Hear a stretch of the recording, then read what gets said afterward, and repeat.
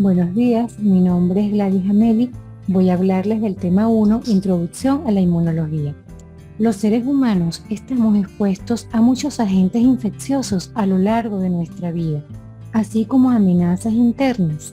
Sin embargo, generalmente no nos enfermamos, y esto es gracias a la existencia de un sistema inmunitario que nos protege contra la enfermedad. La inmunología es la ciencia que estudia nuestro sistema inmunitario, los mecanismos celulares como moleculares que permiten la identificación y eliminación de sustancias extrañas para mantener la integridad biológica del organismo.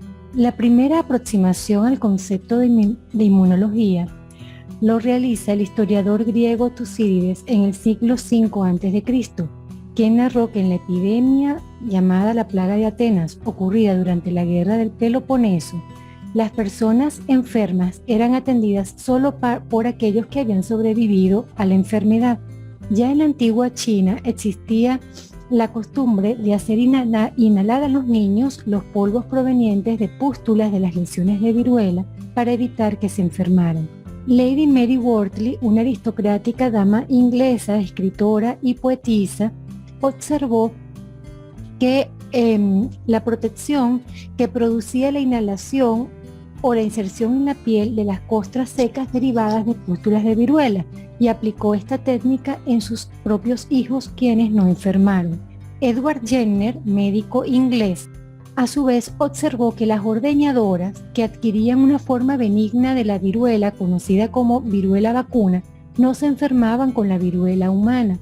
Sus observaciones fueron plasmadas en el Tratado Histórico de Jenner sobre vacunación, que se publicó a finales del siglo XVIII. Se considera a Edward Jenner el padre de la inmunología porque fue el que inoculó por primera vez una vacuna contra la viruela.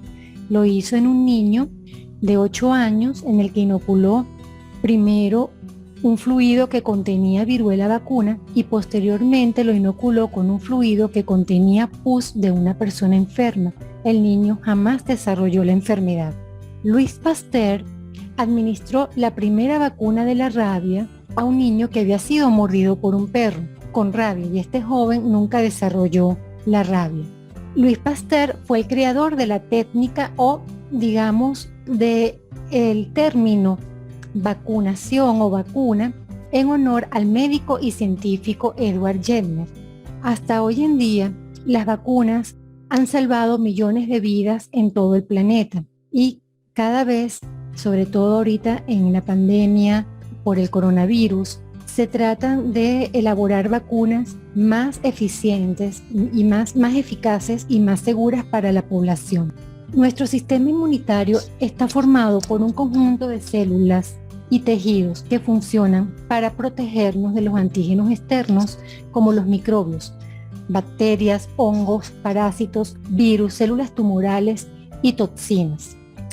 La inmunidad es el estado de protección del organismo frente a una enfermedad infecciosa, que se puede conseguir a través de la generación de anticuerpos o bien a través de la inmunidad celular después de un primer encuentro con el agente infeccioso o después de la vacunación. Los seres vivos, desde los orígenes de la evolución, han tenido mecanismos de defensa que les han permitido sobrevivir a su medio ambiente y adaptarse a él. Todos los organismos, tanto unicelulares como pluricelulares, tienen estos mecanismos de defensa, y a medida que aumentamos en complejidad en la escala filogenética, también el sistema inmunológico va aumentando en complejidad. Para que ocurra una respuesta inmunitaria, debe existir un antígeno, que es una sustancia o molécula de procedencia exógena o endógena que resulta extraña para el organismo. Los antígenos pueden unirse específicamente a los anticuerpos o a un receptor del linfocito T para generar la respuesta inmune, pero no necesariamente generan una respuesta inmune. Para ello, el antígeno debe ser inmunogénico, y para que sea inmunogénico debe tener algunas características físico-químicas y un tamaño molecular mayor a 4000 daltons. Por ejemplo, las proteínas son moléculas más inmunogénicas que los carbohidratos, y estos más inmunogénicos que los lípidos y los ácidos nucleicos. Todos los antígenos presentan epítopos o determinantes antigénicos. Estas son pequeñas partes del antígeno a través de la cual se une un anticuerpo específico o un receptor del linfocito T. La respuesta inmunitaria se divide en dos grandes tipos: la respuesta inmunitaria innata y la respuesta inmunitaria adaptativa, las cuales trabajan de forma coordinada en un organismo. La respuesta inmunitaria innata es la primera línea de defensa con la que nace el individuo y no es específica del tipo de antígeno y tampoco genera memoria inmunológica. En cambio, la respuesta inmunitaria adaptativa es específica para un determinado antígeno, no es inmediata y genera memoria inmunológica. La respuesta inmunitaria innata comprende las barreras anatómicas, fisiológicas, celulares y humorales. Las barreras anatómicas son la piel intacta y las mucosas. Las barreras fisiológicas comprenden el pH, por ejemplo, ácido en el estómago para evitar el crecimiento de patógenos, el movimiento de los cilios que revisten el epitelio respiratorio para expulsar agentes patógenos, las lisosimas presentes en la saliva y en las lágrimas que tienen actividad bactericida. En la piel también encontramos que los queratinocitos secretan péptidos antimicrobianos del tipo de fencinas, que son moléculas relativamente pequeñas que tienen una actividad microbicida por ruptura de las membranas microbianas y inhibición de la replicación del material genómico de los microbios. Son muy abundantes en los neutrófilos, ¿verdad? Además de los queratinocitos, y también son muy abundantes en las células epiteliales del tracto respiratorio, digestivo y urinario. Las mucosas también contienen sustancias antimicrobianas como las lisosimas, la lactoferrina y anticuerpos tipo IgA secretorios, que son neutralizantes para los posibles patógenos. En general, podemos afirmar que los mecanismos de la respuesta inmunitaria innata incluyen la inflamación, ya que a través de esta se trasvasan fluidos que contienen proteínas antimicrobianas y células que van a tratar de eliminar a los microorganismos invasores. Hay reclutamiento de células, producción de citoquinas y activación de las proteínas de la cascada del complemento, cuya finalidad va a ser la lisis de los microorganismos y la opsonización para favorecer su fagocitosis. Las principales células que participan en la respuesta inmunitaria innata son los neutrófilos, los monocitos, macrófagos y las células NK. En la inmunidad adaptativa, una célula presentadora de antígeno, como un macrófago o una célula dendrítica, que son células presentadoras de antígeno profesionales, presentan un antígeno, las proteínas antigénicas, a un linfocito T CD4 positivo, el cual se activa, prolifera y se diferencia en otras subpoblaciones linfocitarias, como los linfocitos T citotóxicos que destruyen células infectadas por patógenos, o bien linfocitos T cooperadores productores de citoquinas que a su vez van a activar a los macrófagos a ejercer su actividad bactericida. También hay subpoblaciones de linfocitos T cooperadores que secretarán citocinas que activan a los linfocitos B que previamente han reconocido el mismo antígeno a través de su receptor y permite que las células B se diferencien o los linfocitos B en células plasmáticas productoras de anticuerpos que bien pueden destruir al patógeno por neutralización, por activación de complemento o por opsonización. Igualmente, se generan linfocitos B de memoria en la circulación que duran a través de nuestra vida para en un segundo encuentro contra el mismo patógeno actuar de una manera más rápida y eficiente. Los microorganismos pueden ubicarse de manera extracelular en el espacio intersticial, sangre, linfa y superficies epiteliales, o bien pueden encontrarse de manera intracelular a nivel del citoplasma o en vesículas dentro de las células. De acuerdo a su ubicación, la inmunidad protectora es distinta, ya que los anticuerpos, por ejemplo, no pueden llegar al espacio intracelular. Por lo tanto, la inmunidad protectora para los microorganismos que se encuentran fuera de la célula es a través de los anticuerpos, de la activación del complemento, de la fagocitosis y la neutralización, así como a través de los anticuerpos como IgA, si el microorganismo se encuentra en una superficie epitelial, y los péptidos antimicrobianos. Son abundantemente elaborados a nivel de las células son elaborados a nivel de las células epiteliales. Si el microorganismo es intracelular, entonces se activarán los linfocitos T citotóxicos y las células NK o asesinas naturales. Si es de ubicación vesicular, intracelular vesicular, es importante la activación de los macrófagos. Las bacterias extracelulares causan enfermedad principalmente por dos mecanismos, que es la producción de toxinas o bien por el desencadenamiento de la inflamación. Los mecanismos de la inmunidad innata principalmente son la fagocitosis, la inflamación y la activación del complemento, mientras que los mecanismos de la inmunidad adaptativa están representados principalmente por la producción de anticuerpos neutralizantes contra estas bacterias. Así vemos que una bacteria, una vez que es degradada y presentados sus antígenos proteínicos a un linfocito T CD4, al activarse genera otras subpoblaciones linfocitarias efectoras que pueden producir interleuquina 17 y factor de necrosis tumoral, que son citoquinas de tipo proinflamatorio, favoreciendo entonces la inflamación. O bien pueden producir interferón gamma. Esta citoquina activa a los macrófagos para que puedan llevar a cabo la fagocitosis y la muerte bacteriana. O bien producir otras citocinas que activen a los linfocitos B para transformarse en células plasmáticas productoras de anticuerpos. Si la bacteria es intracelular, puede sobrevivir por largo tiempo dentro de la célula huésped. Algunas lo hacen dentro de los macrófagos.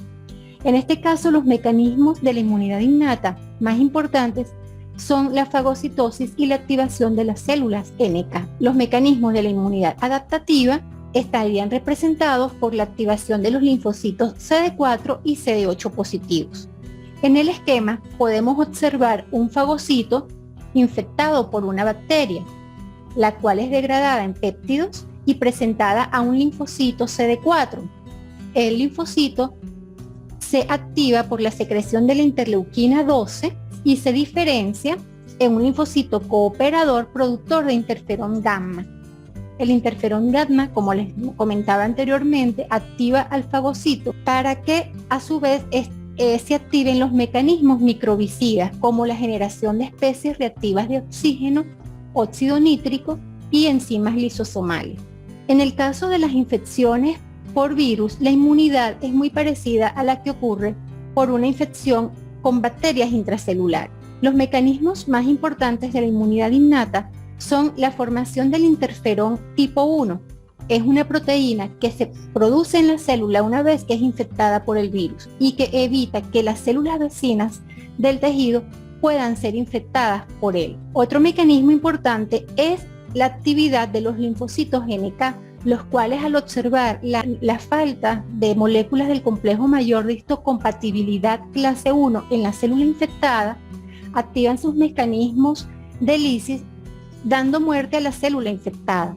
La inmunidad adaptativa frente a los virus principalmente es la activación de los linfocitos B en células plasmáticas o la diferenciación de los linfocitos B en células plasmáticas para generar anticuerpos neutralizantes que van a bloquear la actividad del virus y la entrada a otra célula. Y la respuesta celular principalmente representada por la actividad de los linfocitos citotóxicos CD8 positivos, que van a alisar a cualquier célula infectada por el virus, dando muerte a la célula infectada. Bien, un ejemplo de inmunidad frente al virus que no podía dejar de pasar por alto es la inmunidad frente al virus causante de la COVID-19, el SARS-CoV-2. Se trata de un virus envuelto que contiene un genoma de una sola cadena de ARN de polaridad positiva y de una longitud de aproximadamente 30 pares de bases. y es el causante del síndrome agudo respiratorio severo.